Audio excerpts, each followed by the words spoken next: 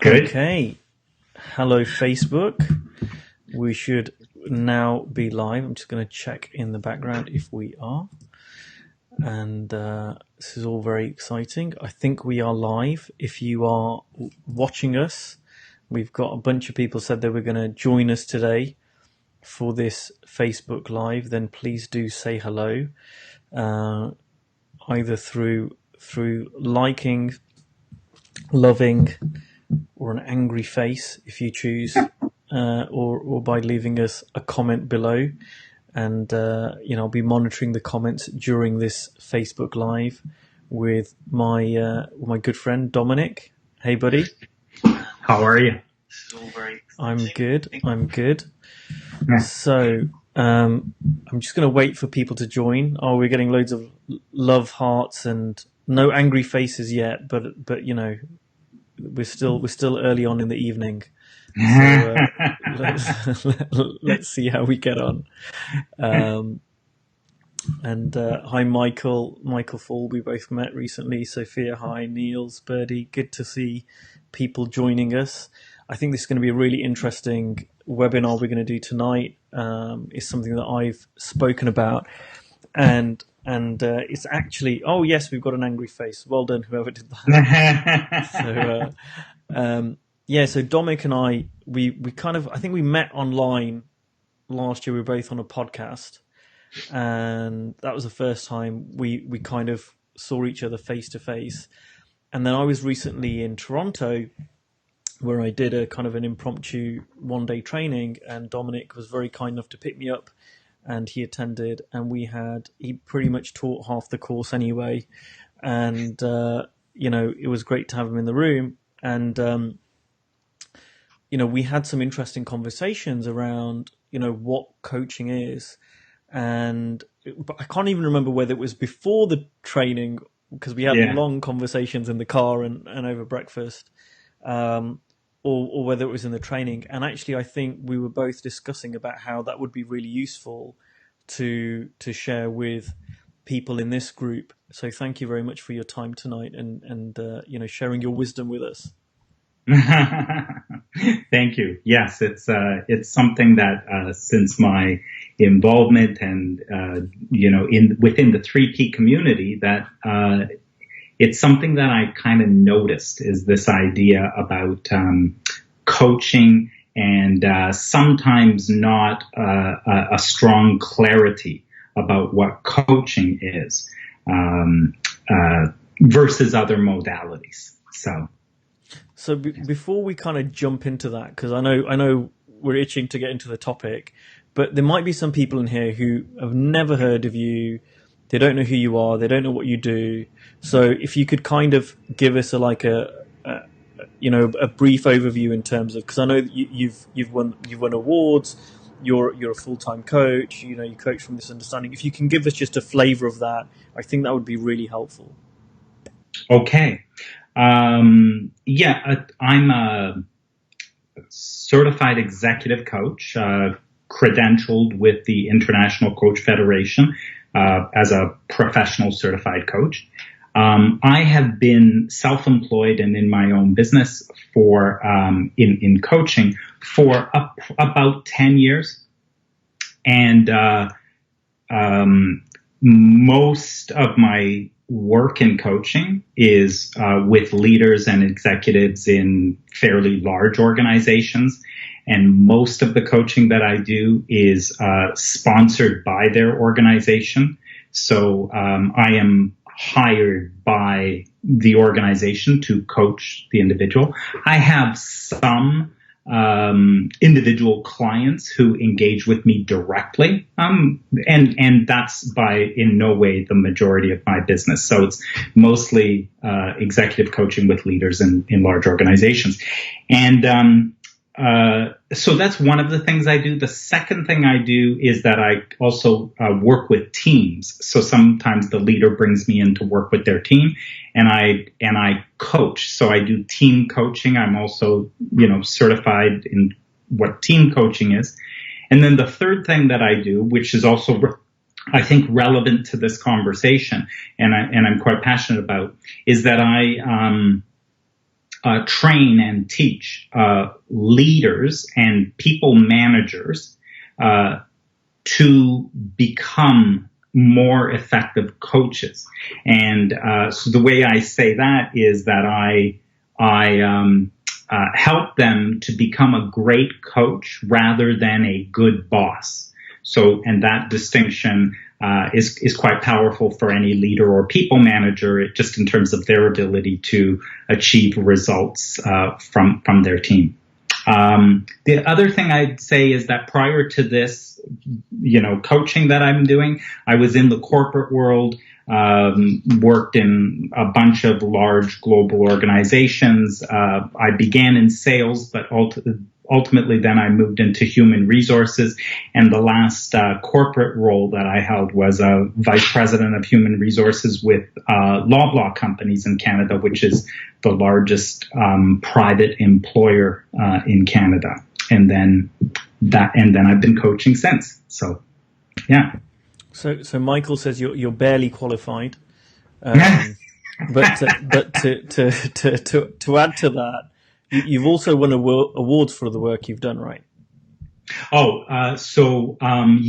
So in the work, so the International Coach Federation has an award or recognition called the Prism Award, which is they award that for examples of coaching programs in organizations that are impactful, effective, whatever. They are good examples of what coaching is and what's possible from coaching. And so I have won 2 Prism Awards for the work that I've done in a couple of one is Nielsen Publishing, which does textbooks and things for schools. And in that organization, we did a coaching program and trained all of their managers and leaders on coaching skills. And the second one, more recently, is with Sleeman Breweries, which is owned by Sapporo, and it is a beer company which is actually based in Guelph, Ontario, which is where Michael Fall is from, and so that program, which involved Sleeman Breweries nationally across Canada and almost 200 people managers and leaders, that also won a Prism Award as an excellent example of a deployment of coaching. And so the Prism Award is from ICF and International Coach Federation, and they, that indicates that yes, that really was coaching, and it's coaching the way we distinguish it, and all of that. Yeah. So great. And I think it's important to kind of set that tone, that because there are a lot of people doing webinars, there are a lot of people giving an opinion on various different topics, including this. But I wanted to make it clear that, and we have those people too, there's nothing wrong with that. But, your background is very much that you've gone down the certified route. You're very, you're an award-winning coach around the ICF, who are very, I would say, structured and particular around what coaching is and what it isn't. So I kind of wanted to give that background. And, before we go into this, but let's kind of jump into it, because I want to leave some time for questions as well. And actually, Lynn's got a question, which is maybe is a nice lead in to what we're talking about, which is training and teaching is different than coaching, right? Absolutely. So what is coaching, right? I mean, it kind of sounds obvious. We're all coaches in here. This group is only for coaches or people training to be coaches. But let's answer what might not be the obvious question. What is coaching? Yeah. And I posted some things in the group where you announced, this webinar. So I thought that it's a good place to kind of look if you want the actual sort of word for word, the way coaching is distinguished by International Coach Federation. And that question about how is coaching different from teaching is a great question. In fact, any question that looks at the distinction that coaching is, the more clarity you have about the distinction that coaching is, the more power you have in terms of being a coach, the more confused or vague you are about what coaching is, the less effective you are as a coach. Because then you mix it up. You mix it up, you start teaching and advising and consulting and doing all kinds of stuff in the middle of these conversations. And there is nothing wrong with that. It's just that if you don't know that you're doing that, then it diminishes, in my experience, will diminish the power of the conversation that you're having and its potential impact. So not to lose the question. If you want the real definition, read it. I posted it under this webinar. Coaching is a conversation, and it is a conversation that evokes from the other person answers, awareness, direction, ideas, etc. So this is why I think in our community, the Three Principles community, that coaching is perfect, because it's a great, when you look at what are the premises that underpin coaching, they really align well with what we know in the 3P understanding, i.e., people have their own innate wisdom. They are connected to mind and infinite intelligence. And so coaching is a way of having a conversation that connects them more to that, so that they are able to move forward in any way that they want, or they achieve whatever they want. Teaching is distinct. And teaching, my intention is to impart to you that which I know. And so teaching is distinct. And in teaching, there is something you do not know that I do know. And so, and now, you shouldn't hear any of this as that I suggest that any other modality is wrong and that the only good modality is coaching. Absolutely not.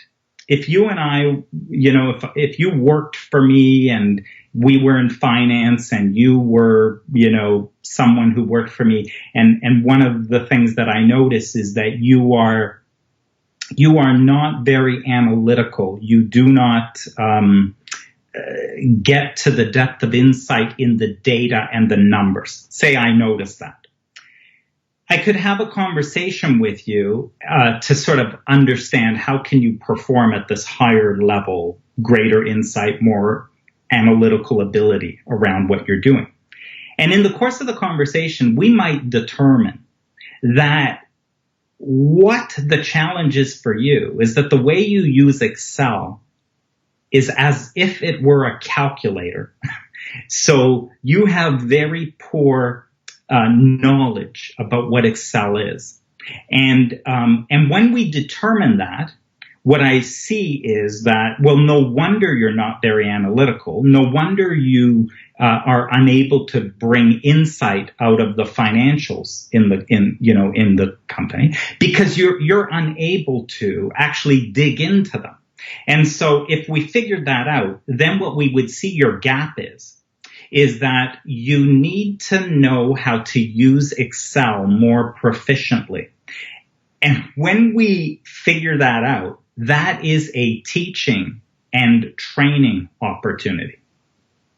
It is that distinction is, if I attempted to coach you on becoming more proficient in Excel, this is what it would sound like. It would say, so Ankush, as if you look at this spreadsheet and you look at the menu at the top, where do you think in all those menu items might be where you would find pivot tables or macros? And I'm asking you a question to which you probably do not know the answer. So the thing about teaching is that there's some knowledge or something you're missing. And a most efficient way of imparting it is to actually teach it to you, to simply tell you what that is. And then from that, you can make use of it. Coaching is different. It suggests that, that what's in your way is something that you need to access that's inside you. It's something you need to see inside you as an answer. So I don't know if that was helpful, but... Well, that makes a lot of sense to me, but you and I have had long conversations about this. So I'd love to hear from people in the group. We're getting a lot of hellos and thumbs up, but is this making sense to you? Because it's making absolute sense to me. And I think you're right, because I think we both spoke about this. When you know the difference between coaching and teaching, that's when you can dip into both. And I certainly know in my client conversations, there have been times when I've done coaching. There have been times when I've said, this is terrible coaching. This is consultancy right now, and this is where I'm going. But there's power in knowing the difference. Right. And when I started learning to be a coach, I actually really started out learning the principles all at the same time, and I didn't see a distinction for a good few years. And so there were times when I was like on a client call and I was like, what am I doing? Right. And I would go and just teach, or I'd share a story about the principles, because that's what my mentors and my teachers had done with me. And it was only when I hired a coach and he started coaching me, then I was like, oh, now I get it. Now there's a difference between coaching and teaching. And I started to see the distinction between the two, and also when to use them. Very good. And so this is very powerful when I'm working with leaders and people managers, right? This idea of these distinctions, of seeing what is distinct about teaching versus coaching. And coaching is distinct from that. We just talked about it. Coaching is distinct from mentoring. Coaching is distinct from consulting. It is distinct from advising. Coaching is distinct from managing people. And just like we did with teaching, I am not suggesting that coaching is superior to any of those. I'm suggesting that coaching is its own thing. Now, I'm biased. It's incredibly powerful, and it is not. If you're a leader or a manager or whatever, you have a whole bunch of tools available, and any of us have a lot of tools available when we interact with other people. But it depends what is our intention with them. And what have they hired us for? This is where, ICF is useful. It's kind of like, well, what did they hire you for? Did they hire you as a coach? And if they hired you as a coach, do not come off as a consultant and as an expert, because that's not how they engaged you. They would have done different research if they wanted to hire you as a consultant or an expert on something. So if you've been hired as a coach, you should know what coaching is, and you should provide coaching. So those are... Yeah, I love that. And we're getting some people are saying bang on, very helpful, very helpful. So it seems like we're on the right track. And I think you're right around both in terms of what have people hired you for, because I'm thinking about it myself, and I have hired 3 principals teachers because I was specifically looking for someone to help me have a deeper understanding of the principles, and that was a different person or people than when I was looking to hire a coach. And from a coach, I was looking for coaching. And again, it was only when I understood the distinction, I was able to go, oh, okay, that's what I'm looking for. And also in terms of what are people looking for, I will add a little bit. For me personally, I think especially with the principles, when we're teaching the principles, we're pointing people to a very spiritual understanding, or I think the intersections between spirituality and psychology. And there's no outcome in that, really. We're pointing to what is true and what is factual. Coaching, on the other hand, I often find, when people, or let me put it a different way, when people come to me for a deeper understanding of the principles, they often say, you know what, I've got something that I think I want, but actually that's just words. I know there's something here and I can't put words to it, but I know this is the right place to go. Right? And I felt that too. Coaching for me is very different. Coaching for me includes outcome. So it might include, yes, and I want to have a deeper grounding, a deeper understanding, but it's also about, well, you know what? I'd like to have a better business. I would like to increase my bottom line. I would like to improve my relationship with my son, right? This is typically what I see coaching used for, to really be outcome focused or include outcome and not just be, well, why don't you teach me something and let's see where the chips fall. Would you agree with that? Absolutely. And the way I say that when I'm working with leaders or managers. Now imagine leaders and managers don't know what 3 principles are and don't care, right? So they are managing a team, leading a team. And so now they're in a coaching course.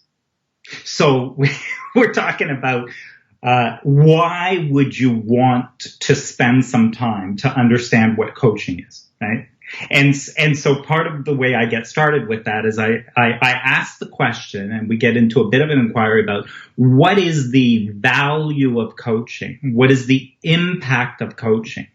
And if I was to say that Bob is a better coach today than he was 1 year ago, and so I'll say to them, look, we're in the class, we're here today, let's fast forward. And 1 year from now, if I make the statement that Bob is a better coach today than he was a year ago, how do we know that? What is the evidence that would have me say that he is a better, more effective coach today than he was 1 year ago? They think about that for a little while, and ultimately we come up with a whole bunch of stuff. But there is the only evidence to say that Bob's a better coach is that the results, the performance, the outcomes of the people that work for him are higher 1 year from now than they are today. In the absence of that, I don't know how you make the statement to say that Bob is a more effective coach 1 year later than he was, today. So there is something about, in the world of form, this is important for 3 principles, people. In the world of form, coaching has this impact. And if it doesn't have an impact in the world of form, if it isn't doing that, then those are nice conversations you're having with people. They are really nice conversations. And we don't know if you're an effective coach or not. I love that. And you know what? In many ways, I've had nice conversations with people from my 3 principles teachers. There were lovely conversations. And maybe this is a little bit controversial, but there were times, and I'm not going to say names, and I've worked with a few different first-generation teachers, but there were times when I thought, I'm not sure what I'm paying for other than a nice conversation. And that's not to be negative or anything else, but it helped me to see what goes through my client's mind. Now, sometimes, I'll have a conversation, a nice conversation, I'll get a huge insight. But I'm monitoring that when I'm paying for something. I'm monitoring it as, how is this adding to my life? Or how is Very, this subtracting misunderstanding? Whatever you want to call it, right? very good. Now, as a professional coach, that focus has to be on your mind in working with a client. In other words, a coaching conversation is not a casual chat. A coaching conversation is distinct from a chat, a nice chat that you would have with a friend. Most people that hire you, I think, because I noticed this for myself, you can look for yourself, they didn't need more friends, and that's not why they paid you. So if you're a professional coach, part of, and this is International Coach Federation, part of the competency and a key pillar in sort of the code of ethics and how it works, is you are always on your client's agenda. Your client is leading the conversation, not you. And so when it comes to this conversation, is it of any value? My clients are clear that they must be talking about what is most valuable and important to them, because I'm not getting on the phone or meeting up with them and taking this conversation in a particular direction. Like, hey, I watched a YouTube video with this great 3 principles teacher, and I thought we could spend the next hour. Why don't I share with you what I learned from that? That is not coaching. So coaching is, we're here, we have an hour. So what would make this conversation most useful for you? And I've watched, it's really cool because I've watched, like, say, Jamie Smart, Michael Neal. They are really good coaches. They have this distinction. You watch Jamie Smart, he'll get on a call. Very soon he's asking this question. What would make our time together worth your while? Michael Neal, same thing. They are able, there are lots of, in the 3P community who really are grounded in coaching. And it's distinct from a bunch of other ways that you can engage in 3P. You could preach 3 principles. You could teach 3 principles. There's a lot of other things you can do. So, but if you're interested in coaching, it is useful to understand what coaching is. Yeah. And Lynn says something. It seems like it would be good practice to tell the client during your session when you are switching hats from coach to teacher. I know I do in my one-to-one clients and in groups, both with my one-to-one clients and with groups. I like the idea of making that distinction right there in the moment when it's happening. Me too, especially when I'm working with coaches, but yes, me too. So I'm on the same page there. And I want to move on to any questions. So any questions you've got for Dominic or myself, I want to make sure we've got enough time for that. So if you do, please use the comments box below and we will try and answer that. I also want to, while we're waiting for those questions to come through, I want to say another piece, which is, and this might be a little controversial, it might not be, and I'm biased, but I've certainly seen that coaching is it's a different skill set to teaching and consulting. Like we're saying, it's not better or not worse, it's a different skill set. I also believe coaching is a higher paid skill set than teaching. So, and I'm not saying that's right or wrong. It's just something that I've noticed. And so, this group is for coaches. I think one of the things we find in our community, as well as other coaching communities, is a lot of people struggle to make an income. And I think, coaching is one of the modalities that you can, use 3P to help people. But it's also one of the ways that I feel it is the one that can most lead to a sustainable income for you. Yeah. In my experience, it is higher paid. Now it's kind of funny because in my mind, it's higher value. In my mind, I provide more impact in coaching. And as a coach, I bring more value to the table. That's in my mind. And so I charge for that. Now, it's interesting because and before in my past, I would do things like facilitate training programs and, like that, which is what? It is teaching, facilitating, it is that kind of thing, right? And there's really, if you're in that world, you'll know that there's some limit to what a facilitator of a training program is ever going to be paid.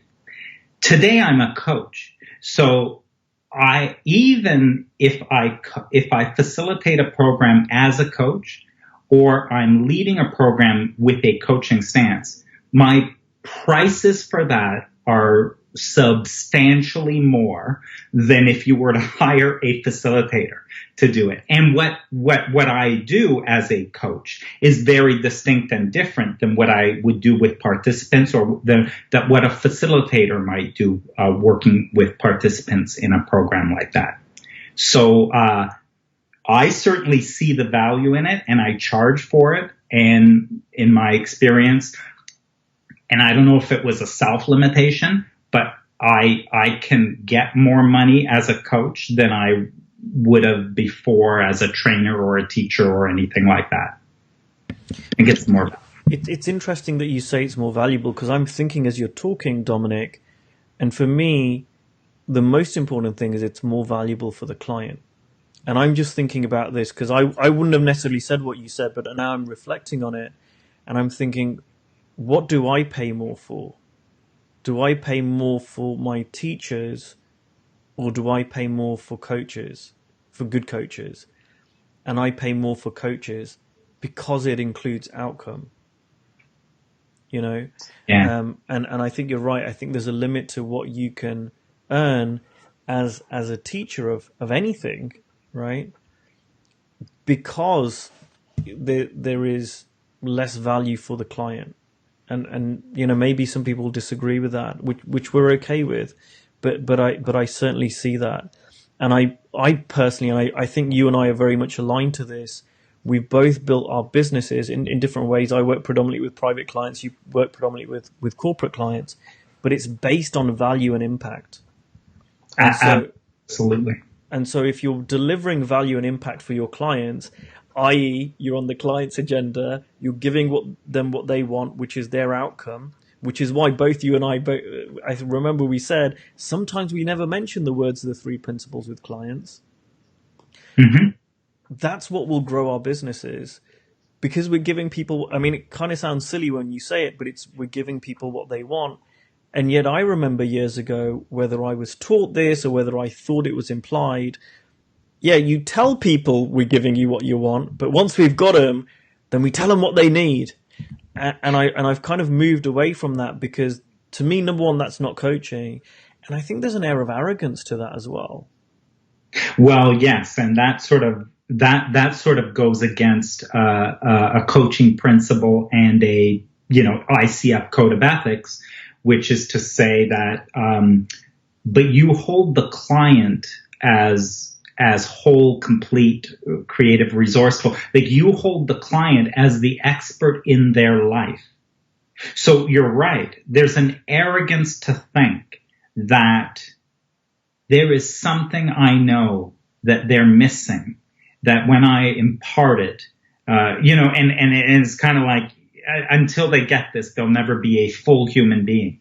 No, they're a full human being. They are connected to mind. By the way, all of this is very aligned with three principles, right? So they are connected to mind. They have access to infinite intelligence. So what makes you think that you are the source of their wisdom and you are the source of their next great idea and insight, versus directing them or being able to have a conversation where they can see and access that for themselves?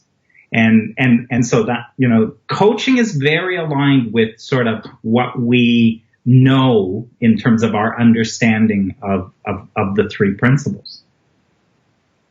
Okay. So we've got a question from Raymond. Ankush, do you feel in any way obliged to use 3 Ps in your coaching as the one and only approach? So, which is great question, a great question, and to me, and I'd be interested in your take, Dominic, as well. There's something in the question itself, right? It's I good. don't see three Ps as an approach. And I think this is when we talked earlier about when you really see what coaching is and teaching is, it makes you more effective. I don't see three Ps as an approach or a modality or anything else. I see my modality and my approach as coaching, right? I'm coaching and I learn from great coaches, some of them who understand the three Ps, some of them who don't. But I'm a coach. The three Ps to me is an understanding of how the world works, which radically informs my coaching. So to me, I'll give you an example.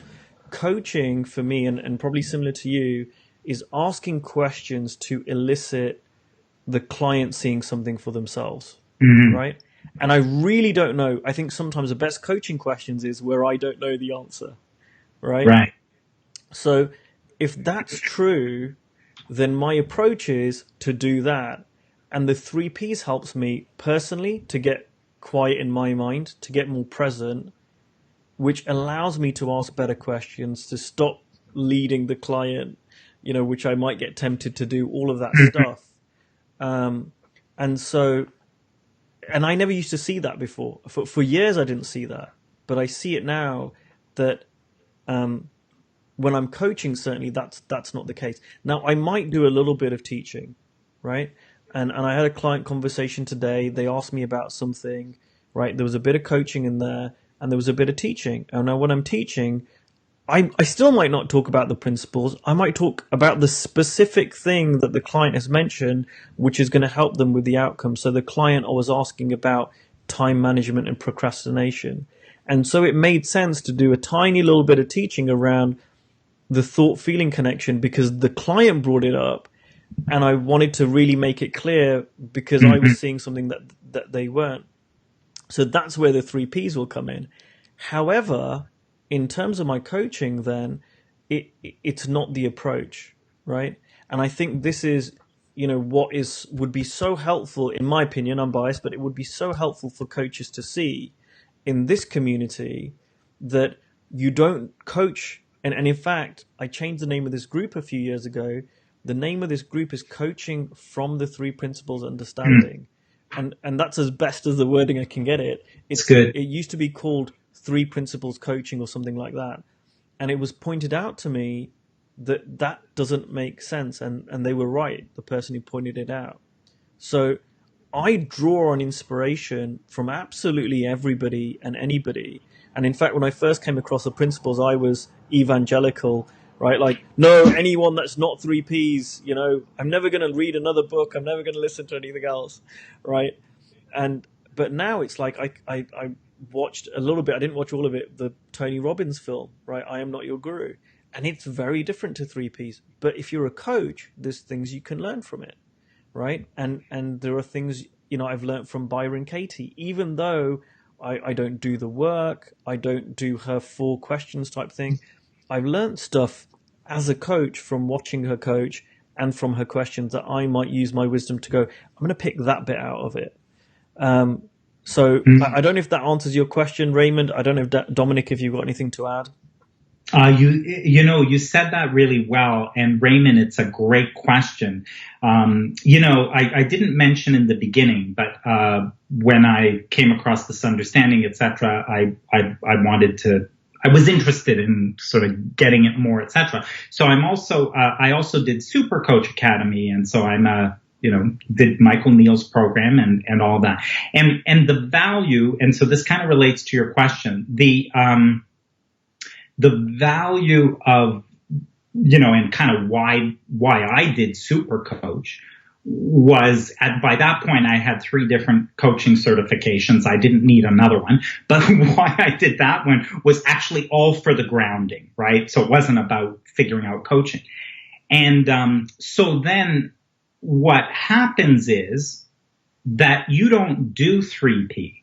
It's what you said. So I'm in a coaching conversation, but I have whatever level of grounding I have in 3P. And when a client says something like, my boss is stressing me out, this project that I have is really, creating anxiety in me, and I'm finding it's getting in the way of me doing it. When a client says that to me, prior to 3P, I would solve that problem. I would say to them, well, tell me about your boss and let's look at this. And so what are some strategies and different things you could do? Because clearly your boss is creating a lot of pressure, right? Being grounded in 3 principles, I no longer see that. I see a misunderstanding. I can see that my client can get the job done, can perform, can do whatever they need without their boss changing in any way. So it changes. Why would you hire a 3P grounded coach? Because that coach can see things that maybe somebody who's not grounded in 3P would never see. And they would run off with you and your story and all of your thinking, and they would spin it around and do more of it, and they'd get that snow globe shaking even more, and you guys would come up with a bunch of strategies, and that's what would happen. So when we sell our coaching, part of what we sell is, why am I different? Why would you hire me? What makes me distinct from any other coach? And so that part of it, you could be clear in sort of that initial conversation when people are looking to work with you. Yeah, and you reminded me, Dominic, of I'm a fairly new coach. I can't say that for much longer as the years go by, but coming up to 6 years. But okay, fairly new-ish. But a few years ago, when I was fairly new, I remember coaching people, and just because I wasn't actually a great coach, I was still learning, I was still very new, I was making mistakes, but just because I was coming from a 3 principles understanding, I knew the world worked inside out. That's a great example of my boss is causing me to be stressed, or I get a lot, my wife is causing me to feel like this, or, I've got this pressure or that pressure. That's what I meant by informed my questions.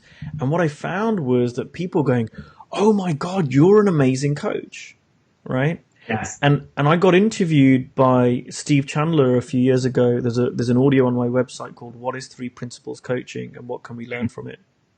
We talk about similar stuff to what we're talking about here. And I said it's my superpower. It's my secret weapon. Because it's a thing that I've got that any coach that doesn't have an understanding of the 3 Ps doesn't know. So that's when we can really, as you say, cut through, rather going to strategies, ideas, whatever, going, well, you might ask, well, does your boss really cause you to feel like that? Right? Does he always cause you to feel like that? Yes. Yeah. Are you always stressed? Right. Are there any moments you're not stressed? What do you make of that? Right? Exactly. Yeah. And you're using that curiosity to try to create that awareness within the person to see something for themselves, right?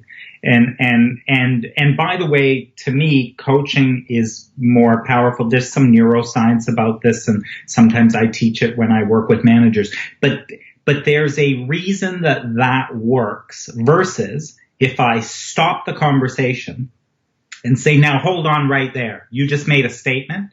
So I want to teach you something. Your boss can never make you feel anything. And let me explain why. Because there's this thing, thought, consciousness, mind, all that, right? So whatever you're thinking is going to show up, and you're always feeling your thinking. Now, do you understand that? Can you repeat it back to me? And so it's sort of like, this doesn't make any difference, I would suggest. And sometimes when I'm in my training with managers, I'll say to them, because, there's neuroscience which says, when I ask you a question and you have to look inside for an answer, like we know, like in 3P, we talk about you're accessing a wisdom and it kind of comes through as thought into form. So you get this insight. Neuroscience would tell you, I asked you a question you didn't understand, so you're fooling around in your brain because what I just said makes no sense and you can't connect it. And then all of a sudden you connect that thing, which is an insight, which you suddenly go, oh my God, this is true. I've been looking at it all wrong. And so there's these connections. That, by the way, is the only thing sustainably that could actually impact your behavior, your performance, or any of that, which is why I say coaching is such a powerful way of helping people get what they want versus, lecturing them, teaching them, trying to, preach to them about things. Words don't teach, only life experience does. And that's a quote from Abraham Hicks. And it says that you will learn from your own experience and reality, and life is teaching you all the time. And so how as a coach can I facilitate that, right? Yeah. And the implications for me from this conversation, I've been saying recently, it's not either or, it's and. In this profession, it's not, because we have a lot of people going, it's this or it's that, in various things. To me, it's and the implications for me is, if you're a professional coach or you're training to be a professional coach, and this isn't just a hobby, this is something you want to do for a living, you want to earn an income from this, it really, really makes sense to both understand what are the three principles and be grounded enough that you can coach with that informing your coaching. I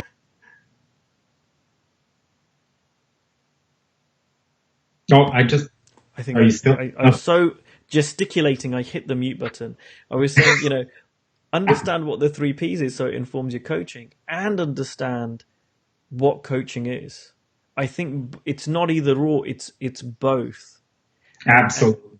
And I think, when and this is something that I saw that, you mentioned Jamie Smart and Michael Neal and people like that, and similar to you guys were coaching already before you came across the 3 Ps. So I feel that the 3 Ps really then helped you take the skill set you had of coaching already and, like I say, supercharge it, give it this absolutely beautiful different dimension. And I think now we have more and more people coming to the 3 Ps who haven't got that background in coaching. I didn't have a separate background in coaching when I came to this profession. And I didn't realize, it makes sense to understand what coaching is too.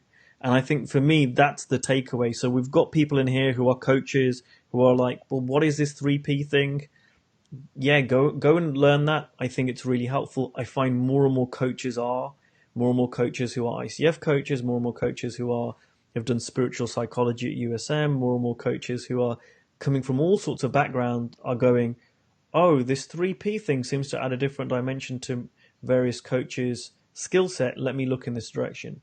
Similarly, I would say to people who are doing these various courses that are rightly so really focusing on grounding, it makes sense to me in whatever way, shape or form you do that, whether you hire a coach or whether you do some coach training specifically around what coaching is, get some kind of understanding on what that is, how it works. And you said something really interesting to me when you work with your managers, which is you said, I want you to understand what coaching is so that you know when not to do it, right? So you can break the rules. You need to know what the rules are in order to then break them. And I think that's so helpful that if you understand what coaching is, you then know, okay, I'm going to go off script or I'm going to go and do a bit of teaching now. Right. But it's useful to know kind of, well, how does that work?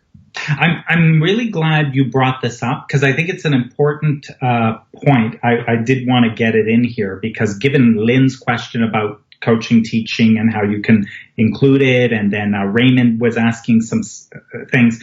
So, so when I'm training managers with leaders, people managers, here's what I find is effective. And, I use a lot of humor, right? So sometimes what I'll say to them is like, look, there are rules. And so I kind of overplay, right? This is coaching and that is not, right? So I I go black and white. I really get distinctions. Like, do you understand what this is? And then do you understand what mentoring is? And then do you understand what teaching is? And what makes that distinct from coaching? Right? So I play with that. I'll say, look, you have to understand there are rules. You've got to understand what this is. And then I often use the quote, I think it was Ray Charles, it was some amazing jazz musician. They asked this guy, what makes him such a master? Why is he so good? And he said, well, I practice every day. And what do you do? Well, I do scales and I understand that and I do it over and over and over. He's like really disciplined, right? And then they go, wow, so that's it? He goes, no, then I just forget all that shit and I just wail, right? And so you've got to understand the rules. You have to understand what you're doing. You have to know what coaching is. You have to know what teaching is. And once you understand that and you have clarity about it, forget all that and get into a conversation with people.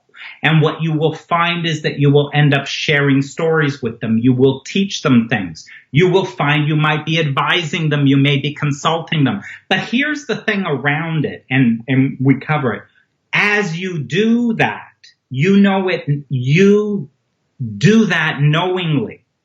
When I tell someone something in a coaching conversation, when I go to teach them something, I am fully aware of what I am doing and what the implications of that are. and I know the risk I take when I teach versus coach, and I do it knowingly because it's the most effective thing that I can do. And now I've learned some ways of sort of tempering it and sort of alleviating the potential risks and downside and increasing the others. But I'm glad you brought this up because it's important that when you're trained as a coach, you really want to get it. But what mastery as a coach is, like the International Coach Federation in mastery, is that you don't have these rules.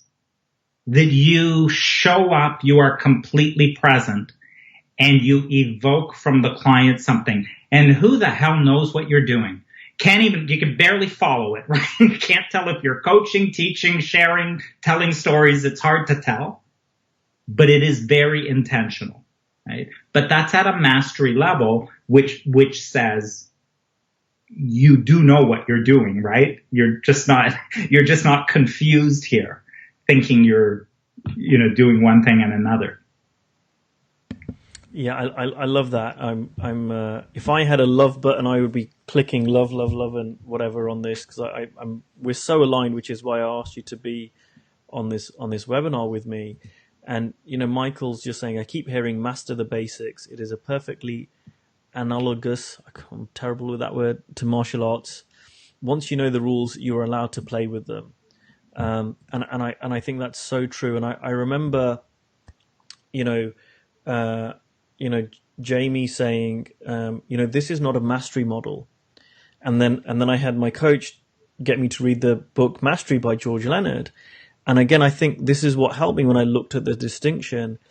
Understanding the principles is not a mastery model, right? It's not like you learn it for so many years and then you master the principles. No, it doesn't work like that. It's like Jamie says, it's an insight-based model. Some people are around the principles for a short time and just get a really deep understanding. Some people are around it for years and they don't. And there's lots of examples about that. What caught me out was I missed the fact that coaching as a profession was a mastery model.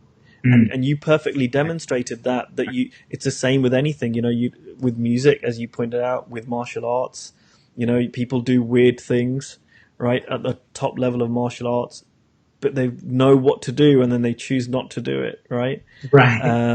And it's intentional. And I would recommend, it's behind me somewhere, this book, Mastery by George Leonard. If you are wanting to really be a great coach, check out that book. It's a really thin book. It's not a 3P book, but it's great. Lynn had another question. She said mentoring is another thing I'd like to know more about too, Dominic. So what's your view on what mentoring is versus Yeah. coaching and teaching?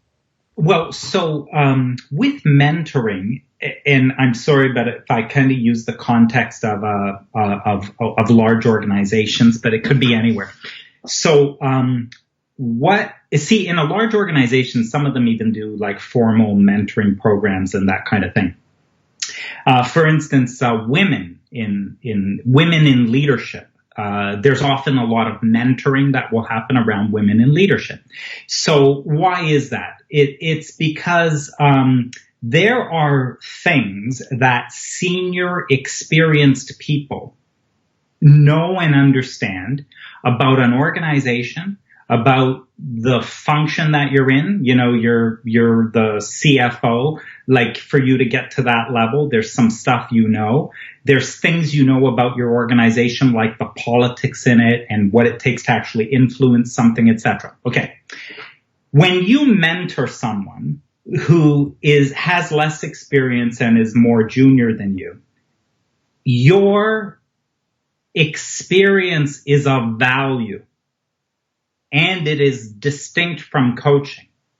As an example, I often give, if the CFO was mentoring one of their people who now has to do a presentation in front of the board of directors. Okay, so instead of coaching, you could mentor in a conversation like that. In fact, I will tell you it will be far more effective. Now, there's an aspect of coaching you can bring in. There's coaching skills you can bring into mentoring, all that. But watch. You say, and you know, if it was you, Ankush, I was the CFO and I was talking to you, I'd say, look, Ankush, tomorrow you need to do this presentation, or next week you got to do this presentation. Let me tell you a few things that I have learned.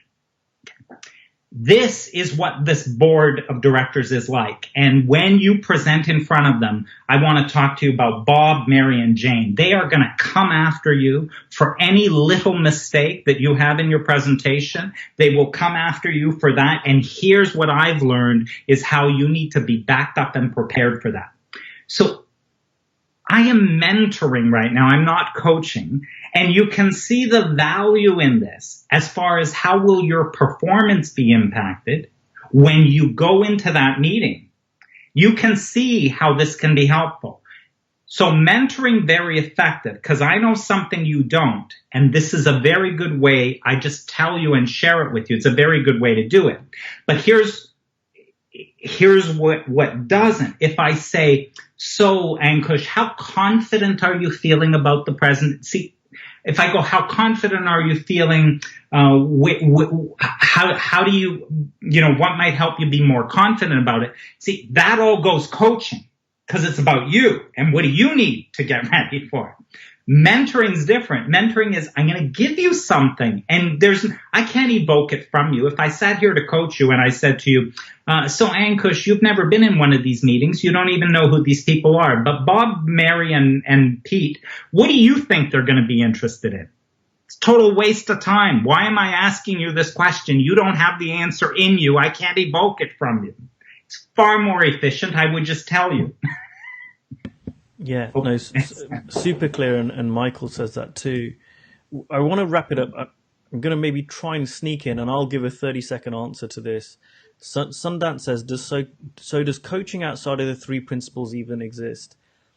On one level, yes. There's been coaching around for a very long time, and loads of coaches who coach without any formal understanding of the three principles. It depends on your question, because if you go deep enough, you'll say, well, nothing exists outside of the three principles because we can't experience reality outside of that. But if we ignore that, I'll say, of course it does, and there are a lot of coaches.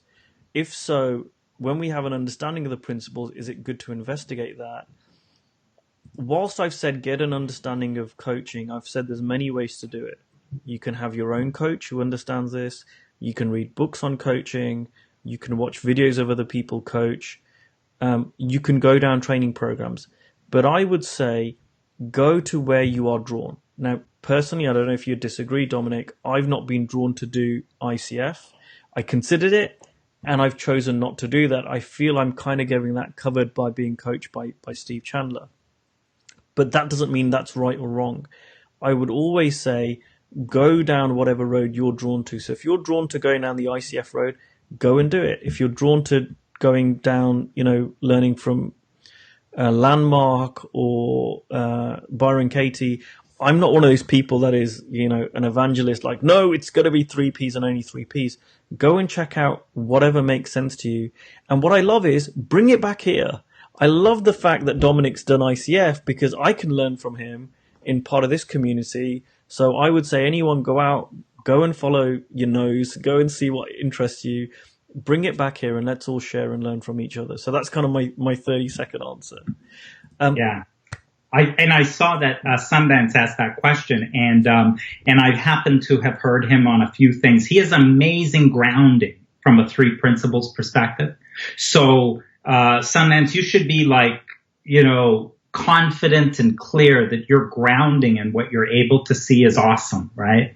And if you take a look at coaching, what all that might do for you to explore it is it may give you a different facility in a conversation to get your to evoke that understanding in other people. That's it. It may or may not give you some conversational proficiency in being able to do that at a higher level than you can today. That's all coaching. It is completely distinct from three principles. Thank you so much for today, Dominic. If people want to reach out to you, I know you don't really coach coaches or anything like that. Can they ping you on Facebook? I know you're in the group and stuff. Can they ask you questions?